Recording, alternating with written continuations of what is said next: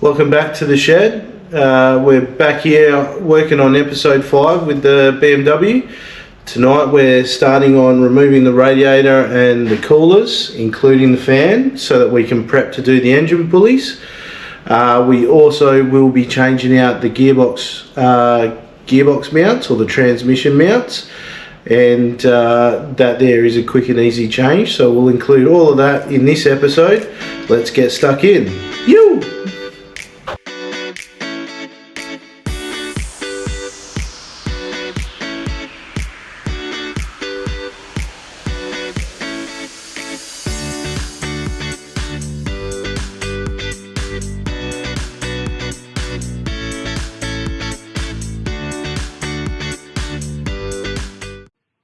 Okay, here I am making a start on the transmission mount install. So I have the transmission jacked up with a block of wood supporting it. You'll see me unbolt the transmission support bar, panel, mount bar, and start to remove the factory BMW 1M transmission mounts. The mounts themselves are actually not too bad. They're solid rubber mounts, but in line with changing to the Turner Motorsport engine mounts, the recommendation is to change to something of the similar stiffness, same duro rubber or polyurethane transmission mounts to prevent tearing or any sort of abnormal flexing of the drivetrain. So here I am installing the ECS Tuning Street/Race mounts. So these ones here are an 80 duro rubber, same as the engine mounts, stiffer application for more racing or performance driving. Hopefully it will transfer a lot more of the drivetrain power or less flex in the chassis and getting more of that power to the ground. I've got the crossbar back in, got the mounts in, and it was a little fiddly to tighten up, but we managed to get through and get it done. Not an overly difficult change. It just can be a little fiddly getting all the nuts and stuff on there with the transmission in the tunnel. Probably could be done a lot easier on a hoist, but yeah, managed to get it done and all nipped up.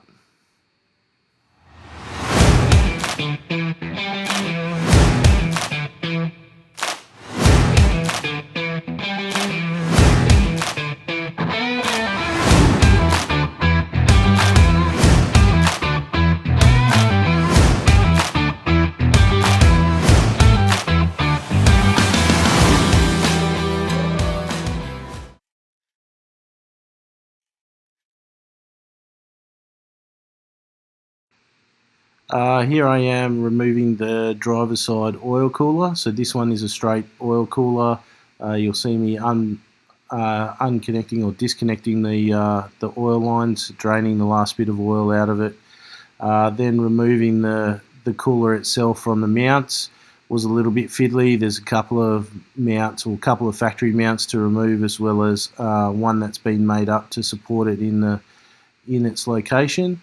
We also picked up that one of the mounting tabs that mounts to the factory location had broken off, so I'll have to take that and get that re-welded up. But for now, it's out of the car and off to get it cleaned.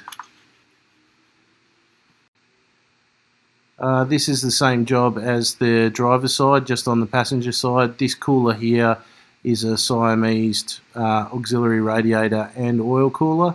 The two cores are separated but joined together. Same sort of deal, removing all the braided lines. On this side we found a coolant line that had a leak when we test ran the engine up prior to pulling it all apart. So we'll go off and get that hose and that fitting replaced. But here I am pulling all the hoses off, making sure it's all drained out, and then getting it away from all the mounts.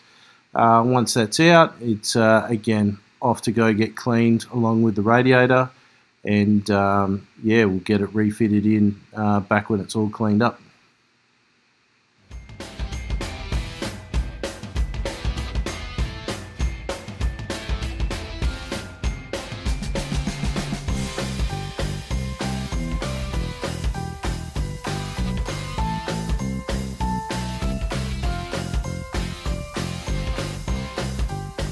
Moving on to the radiator and the engine pulley job. So this is the radiator fan about to come out.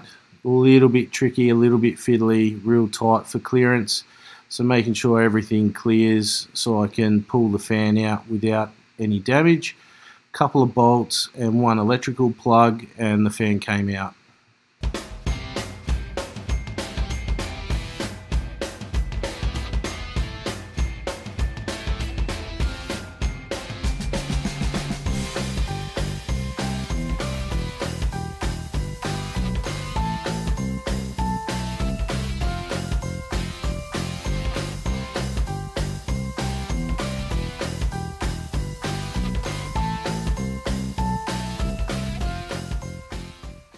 And so here we are moving on towards the radiator removal. So I've disconnected the radiator hoses, drained the coolant out. You'll see me here removing the kidney grill ducts. They were a little tricky, a couple of sneaky bolts on the underside. And then it was a couple of bolts to remove the radiator, but it was a little tricky as the power steering cooler is Siamesed in with the same plastic mounting or plastic holding setup holding the radiator. So working out how to shimmy this radiator up and out and get this radiator out without damaging any fins or any cores. Being a PWR radiator, it's a really nice radiator and we'd like to keep it in as good a nick as possible. But here it is, about to come out.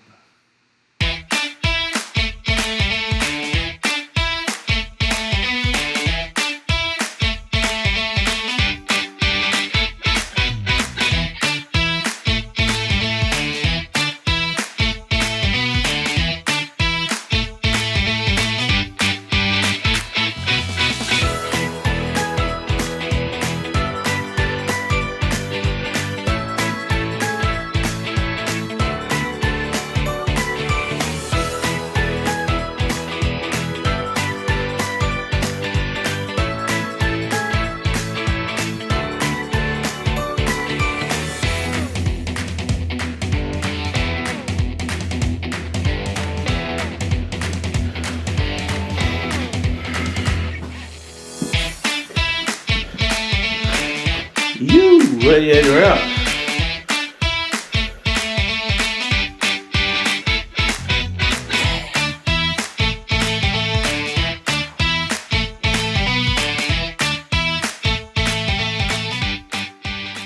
Moving on to the engine pulley install. The first bit is getting the turbo inlet pipe, which is in the way, out of the way.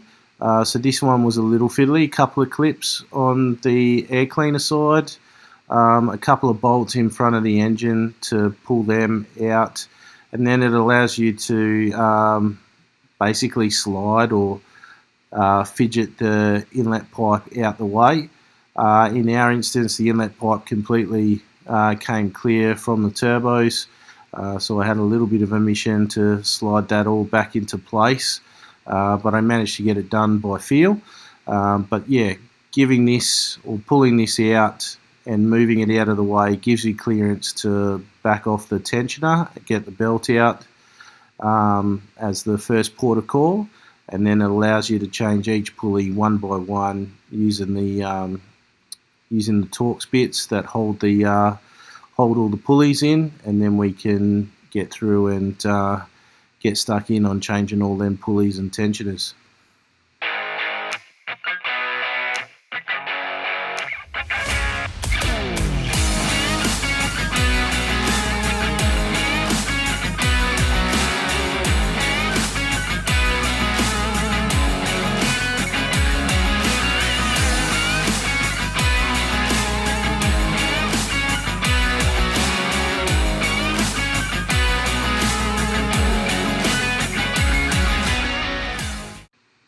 Yep, so here I am pulling out the tensioner and the pulleys that we wanted to change one by one.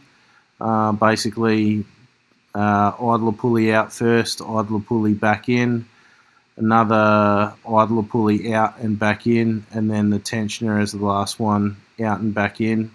As I'll explain later, this car was missing a pulley, we managed to, well, in the ECS tuning kit, it comes with all the pulleys required.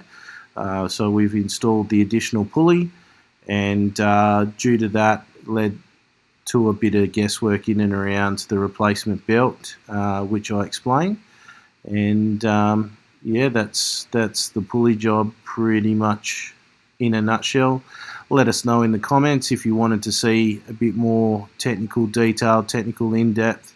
You'll see me talking up all the bolts, so I googled a lot of manuals, finding the correct torque settings for all these bolts to make sure these pulleys don't come flying off mid-race.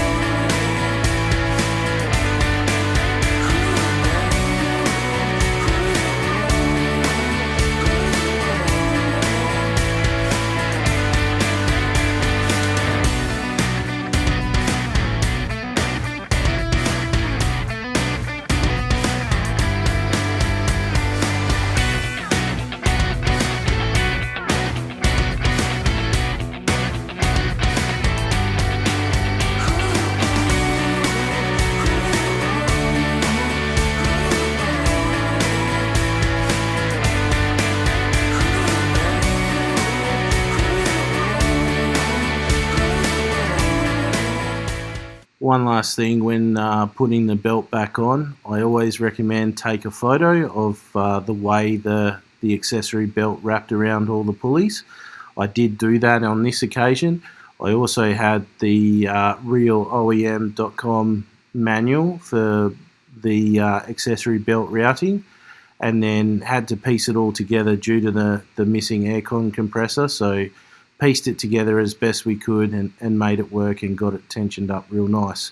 But definitely take a photo before you remove the belt.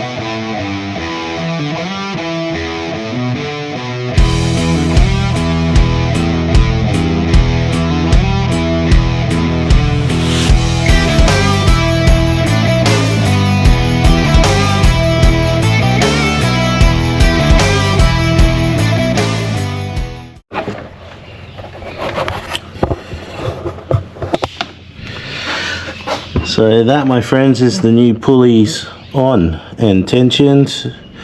I've just got the dust covers to put on, but as you can see, we've gone, well, as you can see, the belt itself is shorter than the factory one but longer than the one that was existing in there. This pulley here is brand new. This pulley here is brand new. This was missing from the old belt, which was a fair bit shorter, so we've had to guess what the new belt length should be. We've worked it out, seems to have tensioned up pretty good, and now we'll whack the dust caps on and happy days, job done. I'll start buttoning this all back up together. Cheers. Okay, there you have it. That's the pulley install done and dusted. Awesome little kit and setup from ECS Tuning over in the US. I'm a little bummed we didn't get to use the red Kevlar reinforced belt. but I'll explain the reason why. So we didn't use this belt because this engine, for racing purposes, doesn't have the aircon compressor installed. It did have a pulley missing, so we did fluff around a little bit, testing the original belt that was on there, testing the fitment of this belt, and trying to find a middle ground for the accessory belt to fit the added pulley that we've put in for extra tension, extra, I don't know, grip or manipulation onto the alternator pulley.